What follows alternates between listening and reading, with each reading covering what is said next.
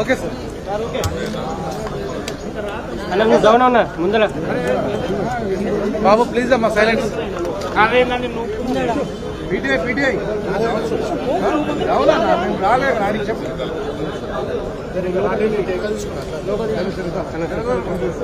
Support కింద పెట్టుకోవాలి PTI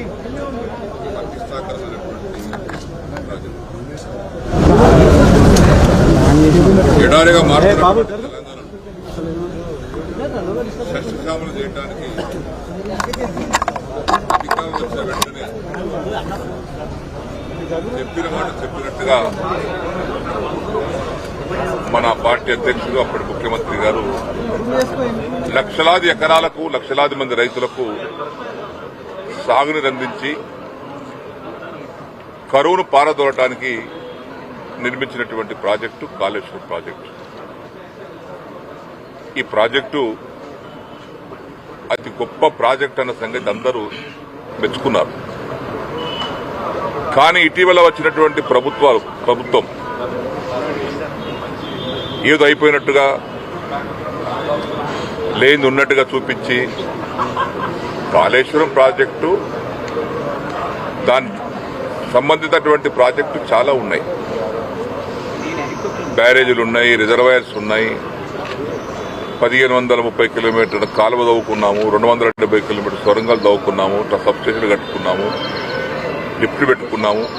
ప్రపంచంలోనే అతి గొప్ప lift irrigation project Kaleshwaram project. 500-600 మీటర్ల లోతు నుంచి సముద్ర మట్టానికంటే పైన నీళ్లు తోడి ఎడారిగా మారుతున్నటువంటి తెలంగాణ రైతాంగానికి సస్యశ్యామలం చేసి సుభిక్షం చేసి పంటలు పండించడానికి రైతులకు నిలబడ్డటువంటి ప్రభుత్వం ఆనాటి బీఆర్ఎస్ ప్రభుత్వం, ఆనాడు ముఖ్యమంత్రి కేసీఆర్ గారు. అయితే దీన్ని జీర్ణించుకోలేనటువంటి వ్యక్తులు అధికారంలో వచ్చిన వెంటనే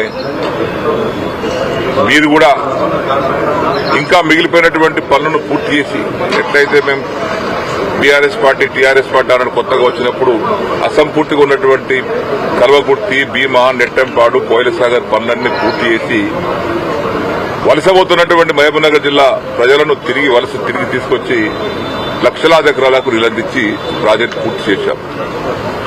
మీకు రైతుల పట్ల ఏమాత్రం ప్రేమ ఉన్నా అసంపూర్తిగా ఉన్నటువంటి పనులు పూర్తి చేయడం ఒకటి నిరంతర ప్రక్రియ. ఇది ఒక ప్రభుత్వం వస్తుంది, కానీ దానికి దృష్టిలో పెట్టుకుని అది పక్కన పెట్టి బ్యారేజ్ మేడిగడ్డ బ్యారేజ్ ఏమైందండి? 86 పిల్లలలో 3 పిల్లలు కుంగినాయి. అది ఎందుకు కుంగినాయి? ఏదో సాంకేతిక కారణం ఉండవచ్చు, ఏదో ఎక్కడ లేదు, ప్రపంచంలో ఎక్కడ జరగలేదు, కేవలం మేడిగడ్డ జరిగిందనేటువంటి భూతంతలు చూపిస్తా ఉన్నారు. ప్రపంచవ్యాప్తంగా దేశవ్యాప్తంగా అనేక ప్రాజెక్టుల్లో కొన్ని సందర్భాల్లో సాంకేతికమైన లోపాలు వస్తాయి. ఆ సాంకేతిక లోపాల సరిదిద్దాల్సిన బాధ్యత ప్రభుత్వాలది, కానీ దాన్ని అడ్డం పెట్టుకుని రాజకీయం చేయడం అనేది ఇది మంచి పద్ధతి కాదు. మీ బాధ్యత అక్కడ సవరించాలి. దాని ఎందుకంటే ఆల్రెడీ ఇప్పుడు 3 మాసాలు మీరు వచ్చి 3 మాసాలు అయిపోయింది, ఇంకా వర్షాకాలం 3 మాసాలే మిగిలి ఉంది. ఈ లోపల దాన్ని రెక్టిఫై చేసి రైతాంగానికి అందించాలి. ఈ ప్రాజెక్టు వల్ల జరిగేటువంటి పరిణామం ఏందో మీకు తెలుసో లేదో తెలియదో. దీని కింద 2 రకాల లబ్ది ఉన్నది. ఒకటి ప్రత్యక్షమైనటువంటి ఆయకట్టు, డైరెక్ట్ గా పారేటువంటి ఆయకట్టు ఉంది. ఒకటి స్థిరీకరణ ఉంది. నిజాం సాగర్, శ్రీరామ్ సాగర్ ఇవన్నీ ప్రాజెక్టులు స్థిరీకరించేటువంటి ప్రాజెక్టులు. పోయినసారి కూడా మా నిజాం సాగర్ ఆయకట్టు కింద పంటలు ఎండుతా ఉంటే ఇదే కొండపోచమ్మ సాగర్ నుంచి నీళ్లు తీసుకెళ్లి మేము ఆ పంటలు కాపాడుకున్నాం. సింగూరు కింద పంటలు కాపాడుకున్నాం. దాని ప్రయోజనాలు అవి. అది పక్కన పెట్టి ప్రత్యేకంగా కేవలం ఏం పని లేనట్టుగా రాజకీయం చేయడానికి కోసం మేడిగడ్డ ప్రాజెక్టు వాడుకొని, మేడిగడ్డ ఒకటేనండి, మేడిగడ్డ కాళేశ్వరం ప్రాజెక్టులో 196 స్కీమ్స్ ఉన్నాయి, బ్రహ్మాండమైనటువంటి పథకాలున్నాయి, అందరు అబ్బలపడేటువంటి పథకాలున్నాయి, పనులున్నాయి. అది ఏం చూడకుండా కేవలం ఆ 3 పిల్లల దగ్గరికి పోయి ప్రతిసారి ఆ 3 పిల్లల దగ్గరికే. అవునండి, పోగా కారు టైర్ పంక్చర్ అవుతుంది, కారు బయటపడేస్తామా? పంక్చర్ టైర్ సరి చేసుకుంటాం, నడిపిస్తాం. ఒక మోటార్ సైకిల్ చనిపోతుంది, పడేస్తావా? ఇది ఈ రోజు ఒక ప్రాజెక్ట్ లో ఉన్నటువంటి చిన్న లోపాలను సవరించుకోవాల్సింది పోయి ఏదో ఒక అయిపోయింది అని భూతద్దలు పెట్టి చూపించడం ఇది కరెక్ట్ కాదు. అది మీ బాధ్యత రహితంగా చేసేటువంటి పనులు ఇవన్నీ. మేము కూడా అధికారులు ఉన్నాం, 10 ఏళ్ళు ఉన్నాం. మీ కాళేశ్వరం మీ కల్వకుర్తి ప్రాజెక్ట్ అసంపూర్తిగా ఉంటే మేము ఎన్నడూ కూడా వాటి గురించి కామెంట్ చేయలే. అసంపూర్తి ఉన్నదాన్ని కంప్లీట్ చేసే ప్రయత్నం చేశాం, రైతులకు నీళ్ళు అందించాం. మీరు ఆ పని చేయండి. పాలమూరు రంగారెడ్డి ఉంది, 90% వర్క్ అయింది, ఇంకా 10% వర్క్ ఉంది, అది పూర్తి చేయండి. మంచి మీద సంపాదించుకోండి. కానీ అది పక్కన పెట్టి ఎక్కడికి వెళ్ళి బురద చల్లాలి. గత ప్రభుత్వం యొక్క పనులను బురదలో పెట్టి చూపించాలి ఏదో జరిగిపోయిందని. ఏది సరిపోతుందంటే కడెం ప్రాజెక్టు పోలేదంటే 2 సార్లు దిగింది. మేము చిన్నప్పుడు చూసినాం, 2 సార్లు దిగిపోయింది కడెం ప్రాజెక్టు. ఇట్లా రేఖ ప్రాజెక్టు తెగిపోతాయి. ఇది తెగలేదు. కేవలం 3 పిల్లలు కుంగినాయి 3 పిల్లలు. అది 86 పిల్లలకు 3 పిల్లలు కుంగినాయి. చిన్న సమస్య ఉండొచ్చు, అది ఇంజనీర్లను కూర్చోబెట్టి మాట్లాడి దాన్ని రెక్టిఫై చేసి మిగతా 86 పిల్లల్లో మిగతా 83 పిల్లలు మంచిగా ఉన్నాయి కదా, బ్రహ్మాండంగా ఉన్నాయి. ఇప్పుడు ఎక్కడైతే లోతుగా నీళ్ళు ఆగుతున్నాయో, డెప్త్ ఆఫ్ వాటర్ ఎక్కడైతే ఎక్కువ ఆగుతుందో అక్కడ బాగున్నాయి పిల్లర్స్. సాంకేతిక లోపు ఉంటే అక్కడ ప్రెషర్ కూడా అక్కడ పోవాలి కదా. ఒకవేళ నీటి యొక్క డెప్త్ ఎక్కున్నటువంటి దగ్గర ఏదైనా సాంకేతికం ఉంటే అక్కడ దెబ్బతినాలి. అక్కడ బాగున్నాయి. మొన్న వరద 20 లక్షల క్యూసెక్స్ వరద పోయింది బ్రహ్మాండంగా మేడిగడ్డ మీదుగా సముద్రంలోకి. చివర ఉన్నటువంటి మధ్యలో 13, 14 పిల్లలు పొంగిపోతే దానికి ఏదో అయిపోయినట్టుగా, ప్రాజెక్టు మొత్తం పోయినట్టుగా, అది పనికిరాని ప్రాజెక్టుగా, మీరు పనికిరాని ప్రాజెక్టుగా చిత్రీకరిస్తే మీకు చెడ్డ పేరు వస్తుంది ప్రజల, రైతులలో. రైతుల జీవితాన్ని పనంగా పెట్టకండి. రాజకీయాల కోసం, రాజకీయ పబ్బం గడుపుకోవడానికి కోసం రైతుల యొక్క జీవితాలను పనంగా పెట్టకండి. రైతులు ఆధారపడి పంటలు పండిస్తున్నారు. ఇప్పుడు చూస్తున్నాం, ఎండిపోతున్న కొన్ని పంటలు. మీరు సరైన పద్ధతిలో ఆర్గనైజ్ చేయలేకపోవటం వల్ల, రెగ్యులేషన్ చేయలేకపోవటం వల్ల పంటలు ఎండుతా ఉన్నాయి. అది మర్చిపోయి అది పక్కన పెట్టి ఏదో అయిపోయింది అనుకుని భూతద్దం పెట్టి చూపించకండి. ఎట్టి పరిస్థితుల్లో Kaleshwaram project is the top most project in the world, in entire country also. తక్కువ కాలంలో కట్టినటువంటి ప్రాజెక్ట్. గతంలో ఒక ప్రాజెక్ట్ మీరు చిన్నగున్నప్పుడు చూస్తే మీ నాగార్జున సాగర్ గాని, శ్రీరామ్ సాగర్ ప్రాజెక్టు గాని 40 ఏళ్లైనా పూర్తి కాలే. ఇది 3-3.5 సంవత్సరాల్లో పూర్తి చేసి తెలంగాణను సస్యశ్యామలం చేయాలి, సుభిక్షం చేయాలి, కరువును పారదోలాలి, రైతులు ఆనందంగా బతకాలని చేసినటువంటి కార్యక్రమం. నేను అగ్రికల్చర్ మినిస్టర్గా ఉన్నాను. నేను మొదటి స్థాయి ఉన్నప్పుడు కేవలం 67 లక్షల మెట్రిక్ టన్నులు పడినటువంటి ధాన్యం అన్ని కలుపుకుంటే రాష్ట్రంలో ఈరోజు బీఆర్ఎస్ ప్రభుత్వం కేసీఆర్ కృషి వల్ల 3.5 కోట్లకు చేరిపోయింది. ఊరికే వచ్చిందండి. అది గాలికి పంటలు పడినాయా? నీళ్ళు ఇవ్వకుండా, కరెంట్ ఇవ్వకుండా ఇవన్నీ ఇచ్చాం కాబట్టి అంత 5 రెట్లు పంట ఎక్కువ పండింది. కళ్ళ కనబడతలేమో పంటలు వచ్చినాయి. ఈసారి మీరేమో ఆ రైతు బంధు కూడా ఇంకా ఇప్పటి దిక్కులేదు. మార్చి దాకా గడువు పెట్టారు, ఇప్పటికి 3 గడువు మార్చుకుంటూ వచ్చారు. మీరు చేయాల్సిన పనికి చాలా ఉందండి, చేయండి. మీకు బాధ్యత ఉంది, చేయండి. కానీ కేవలం భూతద్దం పెట్టి మేడిగడ్డ అని ఏదో జరిగిపోయినట్టుగా ఏం జరగలేదు. మీరు తొందరగా ఆ కుంగిపోయిన పిల్లలను రెక్టిఫై చేసి ఇంజనీర్లు పంపించేసి దాని రైతుల ప్రయోజనాలు కాపాడండి. కానీ రైతుల ప్రయోజనాలను రాజకీయం కోసం పనంగా పెట్టకండి. దానివల్ల జరిగేది నష్టం మీకు తప్పితే మాకు కాదు. జరుగుతుంటే ఎక్కడక్కడ రోడ్డు చెడిపోతుంది. మన రాజశేఖర రెడ్డి గారు ఉన్న బ్రిడ్జ్ పడిపోయింది ఇక్కడ పంజాగుట్టల, చనిపోయారు. అంత మాత్రాన బ్రిడ్జ్ బంద్ చేసిరా? బ్రిడ్జ్ కూల్చేసిరా? మన రెక్టిఫై చేసి మనం నడిపిస్తున్నారు. అప్పుడప్పుడు సాంకేతికమైనటువంటి కొన్ని లోపాలు ఉంటాయి. రోజు పోయి ముఖ్యమంత్రి గారు పోయి, మంత్రి గారు పోయి కూర్చుంటారు.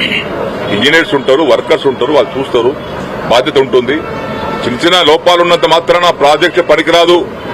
ఇక మేడిగడ్డ దానికి ఏం లాభం లేదు. కాళేశ్వరం ప్రాజెక్టు ఏం లేదు. లక్షలాది ఎకరాలండి, 50 లక్షల ఎకరాలు స్థిరీకరణ ఆయకట్టు కనుక్కుంటే 50 లక్షల ఎకరాలంటే రాష్ట్రం సగం ఆయకట్టు.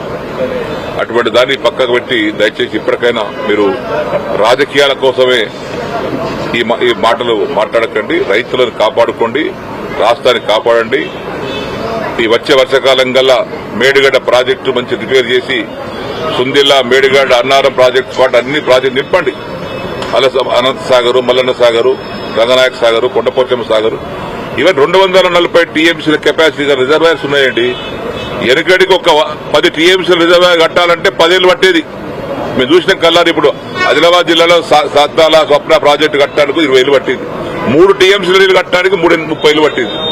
ఇది 240 టీఎంసీల కెపాసిటీ గల ప్రాజెక్టు కట్టడానికి ఇన్ని ప్రాజెక్టు కట్టారు. సత్వరంగా కట్టించి రైతాంగానికి నీళ్ళు అందించడానికి అన్ని ఏర్పాటు కాలువలు తవ్వారు.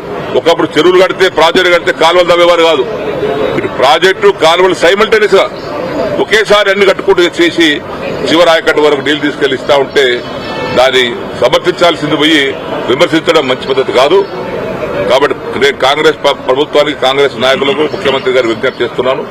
ఇప్పటికైనా మీరు రైతు ప్రయోజనాలు కాపాడండి. కాళేశ్వరం ప్రాజెక్టును దృష్టిలో పెట్టుకుని దీనికి రాజకీయం చేయకండి. ఇలా మేము అందరం వెళ్తున్నాం, శాసనసభ్యులు అందరం చూడటానికి వెళ్తున్నాం. ఎందుకంటే మేము కష్టపడి మా ప్రభుత్వం చేసినటువంటి పని మీరు టీవీలో చూపించి మొన్న పోయి పర్యటించారు, దాని ఏదో చిత్రీకరించారు. మేము కూడా వెళ్తున్నాం. మా దగ్గర ఇంజనీర్స్ ఉన్నారు, మాకు కూడా తెలుసు. నిర్మించింది మేము, పుట్టించింది మేము, కాపాడింది మేము. ఇప్పుడు కూడా దాన్ని చూసి వస్తాం, ప్రభుత్వానికి చెప్తాం ఏం జరిగింది అక్కడ. దాన్ని మీరు రెక్టిఫై చేసేటువంటి బాధ్యత మీది. ఈరోజు ప్రతిపక్ష పార్టీగా దాని మీద మాట్లాడి సరైన సలహాలు ఇవ్వడానికి మేము తయారుగా ఉన్నాం. దాని సలహాలు స్వీకరించండి, దాన్ని సరిదిద్దండి, కానీ రాజకీయం చేయవద్దని చెప్పేసి కూడా మరొకసారి విజ్ఞప్తి చేస్తున్నాం. మీరు ఏం చేసినా మీరు చేసిన వైఫల్యం తప్ప ఇది ప్రజలకు చెప్పడానికి ఉపయోగపడుతుంది మీ యాత్ర అని చెప్పేసి బాధ్యత మరిచిన ప్రభుత్వానికి బాధ్యత గుర్తు చేయడానికి, బాధ్యత మరిచి ఇవాళ రాజకీయం చేస్తున్న ప్రభుత్వానికి ఇప్పుడే పోచారం శ్రీనివాసరెడ్డి గారు చెప్పినట్టు రైతు ప్రయోజనాలు కాదు రాజకీయ ప్రయోజనాలే ముఖ్యమన్నట్టుగా ఇవాళ దుష్ట రాజకీయం చేస్తున్న ప్రభుత్వానికి బుద్ధి చెప్పడానికి, ప్రజలకు మళ్ళొక్కసారి కాళేశ్వరం యొక్క గొప్పతనాన్ని వివరించడానికి, పంటలు ఎండిపోకుండా చూసుకోవడానికి, గొంతులు ఎండిపోకుండా మంచినీళ్లకు కూడా గోస రాకుండా ఎండాకాలంలో చూసుకోవడానికే ఇవాళ మా పర్యటన. మేడిగడ్డ అనేది ఇప్పుడే పోచారం గారు చాలా స్పష్టంగా చెప్పారు. కాళేశ్వరం ప్రాజెక్టులో 3 బరాజులు, 15 రిజర్వాయర్లు, 21 పంపింగ్ స్టేషన్లు, దాదాపు 1500-1600 కిలోమీటర్ల ప్రవాహ కాలువలు, 270 కిలోమీటర్ల సొరంగ మార్గం, ఇదంతా కలిపితే కాళేశ్వరం.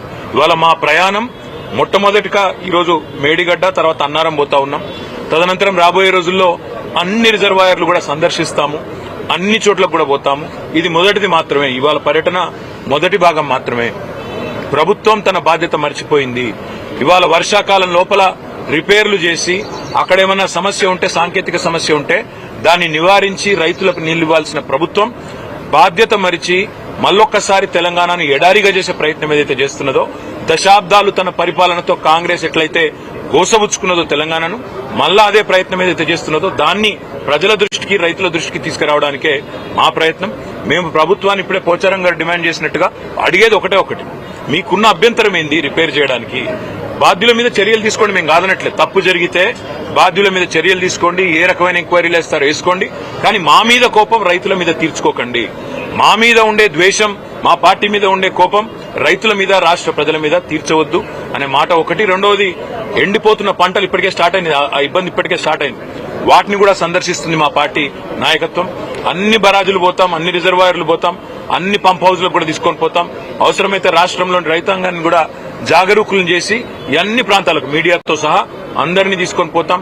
కాళేశ్వరం యొక్క సమగ్ర స్వరూపం, ప్రజాధనంతో కట్టిన ప్రాజెక్టును ఇవాళ పూర్తి స్థాయి దుష్ట ఆలోచనతో, ఒక కుట్రతో కూల్చే ప్రయత్నం ఏదైతే ప్రభుత్వం చేస్తున్నదో, వరద నీటిలో కొట్టుకుపోవాలి, రిపేర్ చేయకపోతే వర్షాకాలంలో వరద వస్తే మొత్తం బరాజ్ కొట్టుకుపోవాలన్న ఆలోచన ఏదైతే చేస్తున్నదో దాన్ని ప్రజలకు చెబుతాము. ఇవాళ ఒకవైపేమో పంటలు ఎండుతున్నాయి, ఇంకోవైపేమో కిందికి నీళ్లు సముద్రంలో వృధాగా పోతా ఉన్నాయి. అవి చూడడానికి, చూపెట్టడానికి, ప్రజలకు అర్థం చేయించడానికి పోతా ఉన్నాం. మిగతా విషయాలు రానున్న రోజుల్లో, వారం 10 రోజుల్లో రోజు మాట్లాడుకుందాం. తప్పకుండా మా నాయకులు అందరం కూడా అన్ని రిజర్వాయర్లు గాని, అన్ని పంపింగ్ స్టేషన్లు గాని, అన్ని ప్రవాహ కాలువలు గాని అన్ని చోట్ల కూడా పోతాం. ఇది మొదటిది మాత్రమే మాట నేను మీకు విజ్ఞప్తి చేస్తాను.